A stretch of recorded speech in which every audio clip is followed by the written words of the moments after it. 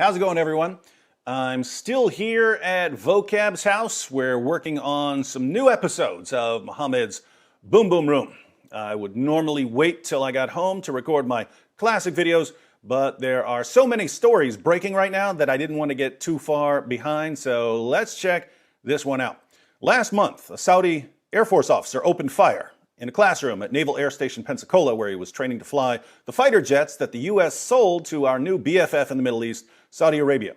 Shortly before killing 3 and injuring several more in his attack, Second Lieutenant Mohammed Saeed Alshamrani tweeted a message to the American people in which he quoted Osama bin Laden and Sheikh Anwar al-Awlaki. So Alshamrani was being trained on a U.S. military base, even though he was a supporter of al-Qaeda. The question that immediately arose was, did he act alone? Investigators decided to take a closer look at some of the other Saudi servicemen training in the U.S., and while they didn't find any connections to last month's terrorist attack in Florida, they found enough to send more than a dozen Saudi servicemen back to Saudi Arabia. CNN reports, more than a dozen Saudi servicemen training at U.S. military installations will be expelled from the United States after a review that followed the deadly shooting last month at a Naval Air Station in Pensacola, Florida, multiple sources told CNN. The Saudis are not accused of aiding the 21-year-old Saudi Air Force second lieutenant who killed 3 American sailors in the December shooting, 2 sources said, but some are said to have connections to extremist movements, according to a person familiar with the situation. A number are also accused of possessing child pornography, according to a defense official and the person familiar with the situation. The FBI and Justice Department declined to comment.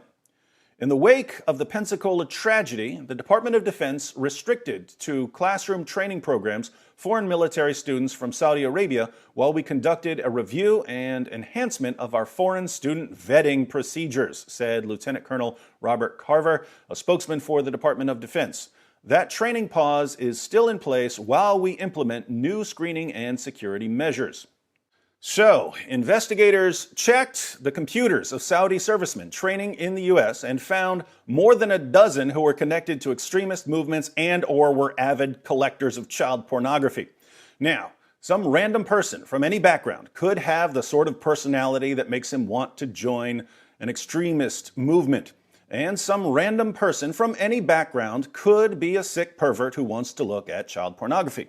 But can you think of anything within the ideology that's shared by the servicemen from our wonderful ally Saudi Arabia that might increase their chances of supporting terrorist organizations or that might increase their chances of thinking about sex with children?